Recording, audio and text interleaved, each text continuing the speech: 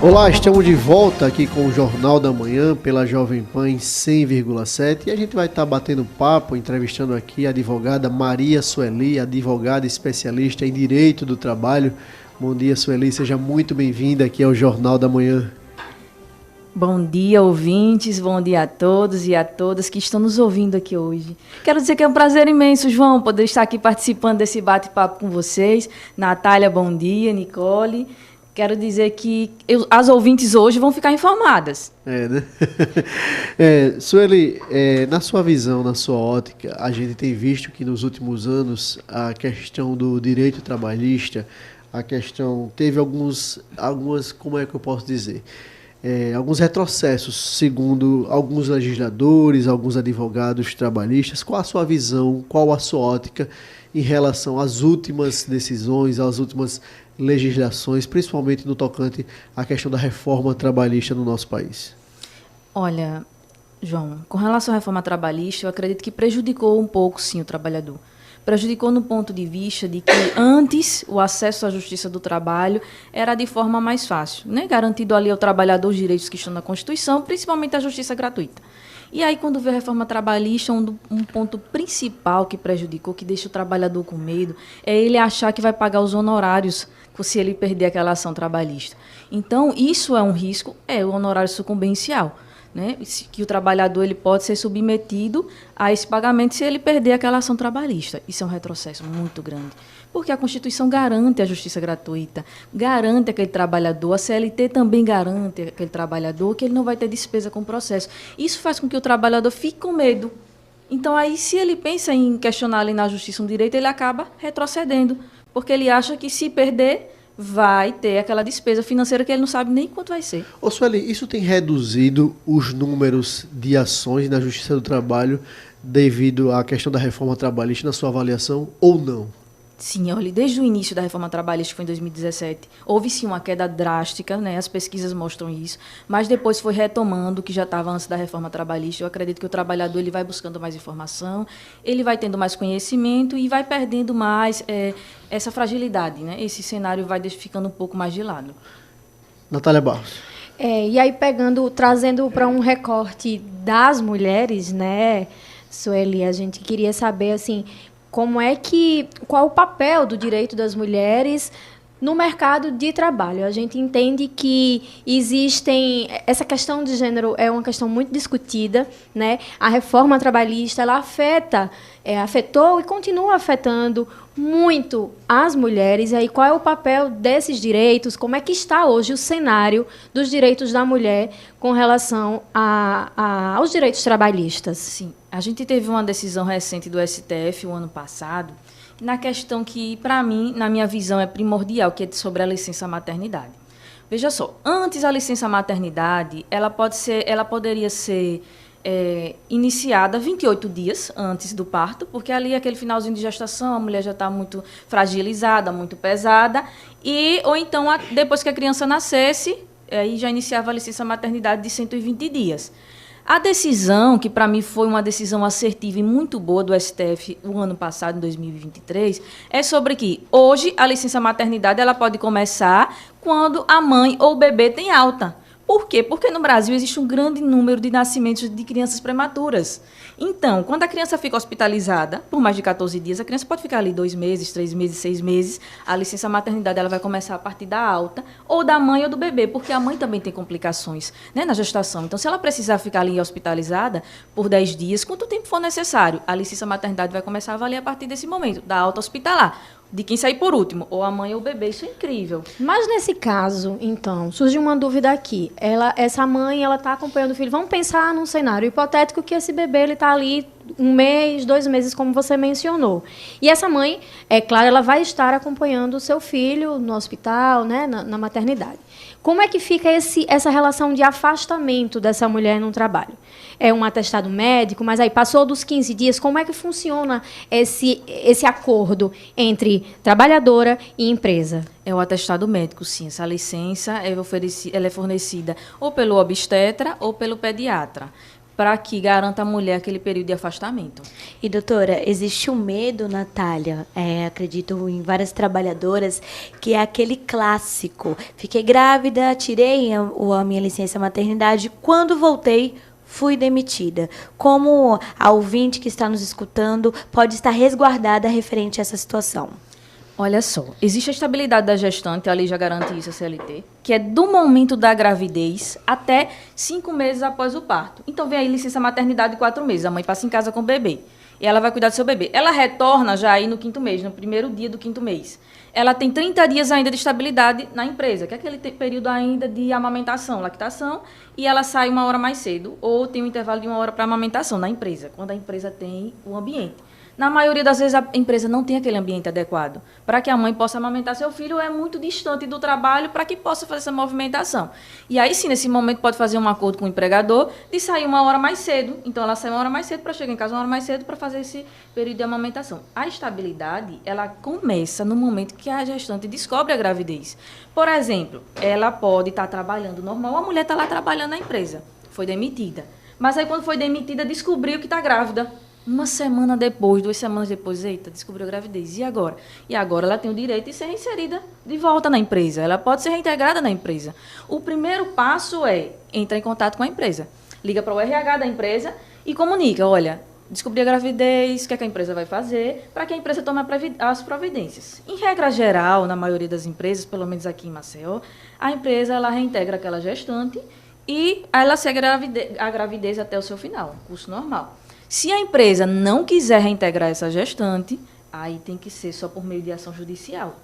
Mas, lembrando, ela não precisa saber que estava grávida no momento da demissão e o empregador também não precisa saber. Ela só precisa ter estado grávida antes, né? Durante o período. E a maioria das mulheres não sabem. Então, demora mais um são pouco, demitidas, aí imagine só, 1 semana depois, 2 semanas, descobre a gravidez. E agora? Estou desamparada, sem emprego, perdi o emprego, como vou alimentar e sustentar meu filho, minha criança? Mas, realmente, doutora, essa é uma dúvida muito comum nas empresas, que a gente acompanha isso. E essa questão da gestação, a gente está um pouco nesse assunto, porque é muito sensível. Inclusive, lembrando que tem empresas, e aí voltando para essa questão da mulher, né, no mercado de trabalho, tem empresas que não querem, não gostam de contratar mulheres pelo simples fato de que a maioria, né, grande parte das mulheres, elas engravidam. A mulher pode engravidar, vai me dar mais prejuízo. E aí, você mencionou o pós, a licença maternidade, mas no período de gestação, doutora, a trabalhadora na empresa, no dia a dia, nas acomodações, como é que funciona como é que funcionam esses direitos para a mulher que está gestante e continua trabalhando? A mulher que está gestante continua trabalhando. Se ela tiver em um ambiente hospitalar, insalubridade, o empregador já tem que retirar ela do ambiente de insalubridade. Por exemplo, se ela trabalha em uma UTI, ela é enfermeira ou médica, trabalha ali na UTI ou da limpeza, independentemente da profissão. Trabalha na UTI, descobriu a gravidez, ela tem que ser retirada desse ambiente de UTI hospitalar, porque a insalubridade é em grau máximo, e vai ser direcionada para um ambiente, digamos, administrativo, longe daquele nível de insalubridade. Outro direito importante é que a mãe gestante, no caso ainda a gestante, antes da criança nascer, claro, ela tem direito a se afastar do trabalho sem desconto salarial para suas consultas, as consultas médicas, o acompanhamento, né, com o obstetra. Fora isso, tem o direito de entrar na licença maternidade antes, 28 dias antes do parto. E, doutora, vamos mudar um pouquinho de assunto, sair um pouquinho da maternidade e vamos falar sobre igualdade salarial. O ano passado foi instituído oficialmente o direito da igualdade salarial entre homens e mulheres que exercem a mesma função. O meu questionamento é, como a senhora vê essa lei? Ela é realmente aplicável? Existe alguma maneira desta fiscalização e que ela realmente seja utilizada pelas trabalhadoras do Brasil? Olha, veja só, é uma situação bem delicada, porque a lei existe, é um direito nosso, mas é difícil a gente ter esse controle, essa aplicabilidade é difícil, né? A sociedade ainda tem uma cultura do patriarcado, do homem na liderança muito predominante. Então, isso prevalece muito, principalmente nas grandes empresas, nas corporações. A gente também vê isso no serviço público. Não é só a empregada da empresa privada. A mulher trabalhadora tanto da empresa privada quanto a mulher que também trabalha no serviço público, a concursada, ela passa por essas dificuldades. Porque a sociedade, essa cultura ainda é muito machista. Então, ainda é como se bloqueasse muito o acesso da mulher no cargo ali de liderança. A mulher, ela tem o mesmo nível de escolaridade, a mesma capacidade, o mesmo desempenho, está ali na mesma função, mas ainda é muito limitado. Por quê? Primeiro, às vezes, ela não consegue chegar naquele cargo, por conta dessas dificuldades. Ou quando chega, ela sente uma maior dificuldade porque seu chefe ali geralmente é um homem. Então, esse homem ele começa ali a impor limites, porque é como se a mulher tivesse o tempo todo que está provando que sabe fazer aquele serviço. Aí ela precisa provar, é como se fosse mais ou menos assim, precisa provar que ela é boa, que ela é muito boa naquilo que está fazendo, para que ela possa, digamos que, provar alguma coisa para alguém, quando na verdade a gente não precisa provar nada. Um dia ter a oportunidade, e olhe lá, não é, doutora? Verdade. E aí, uma das consequências também dessa questão, né, dessas barreiras para esse crescimento profissional, para esse reconhecimento de uma maneira geral, é quando aí a mulher cai na informalidade, né? E a taxa, Nicole, um dado bem alarmante, assim, me surpreendeu enquanto a gente estava fazendo essa pesquisa para conversar com a doutora Sueli. A taxa de informalidade entre mulheres é maior que entre os homens. Nas mulheres, são 39,6% contra 37,3% dos homens. E aí a gente entra nessa questão. Como é que essa informalidade afeta as mulheres?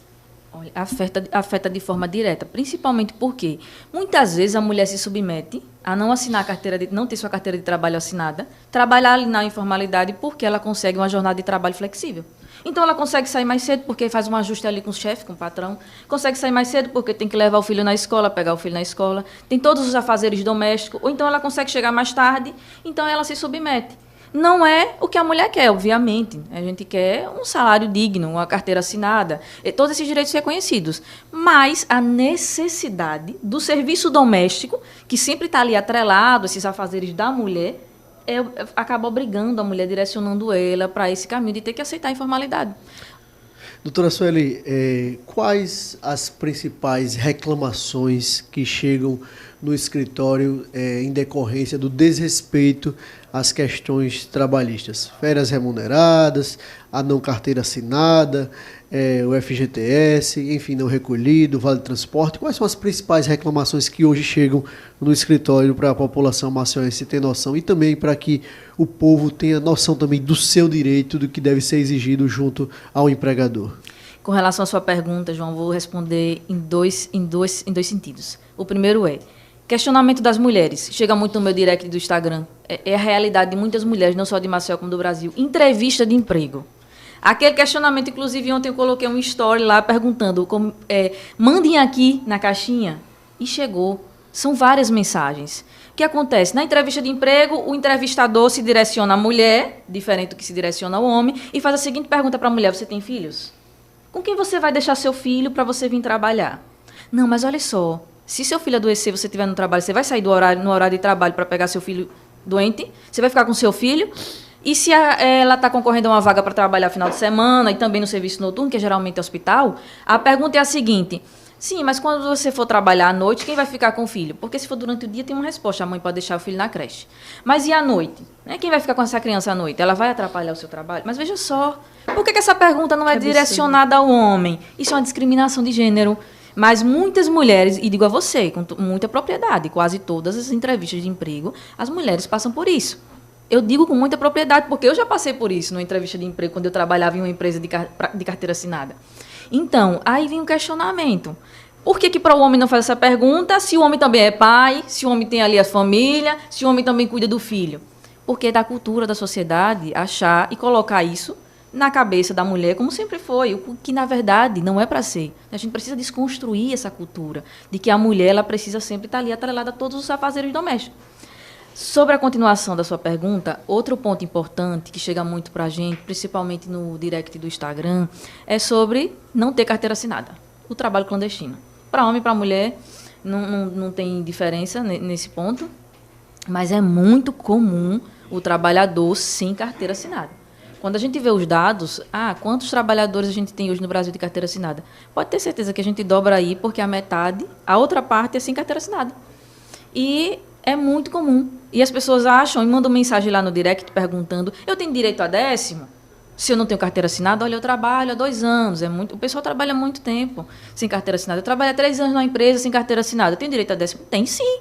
Tem direito a tudo. Férias, 13º, aviso prévio, tem direito a tudo. Você acha que a reforma trabalhista ela aprofundou essas questões? Não acredito que não.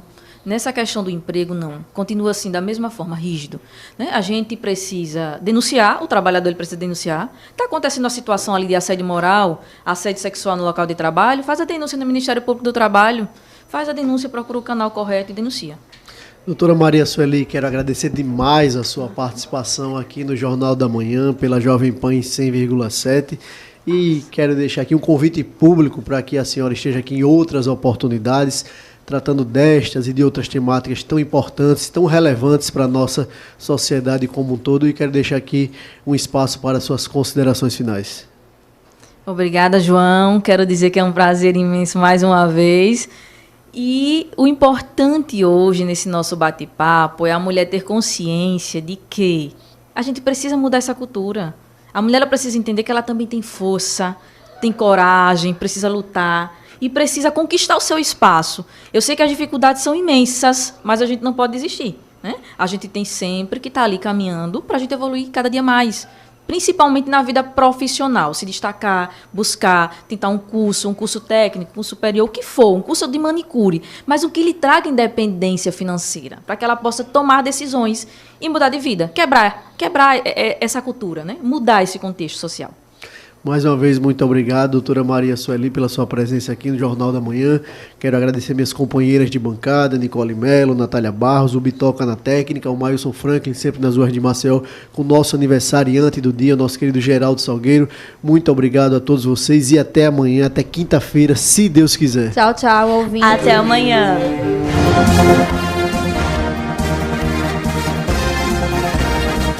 Você ouviu Jornal da Manhã, edição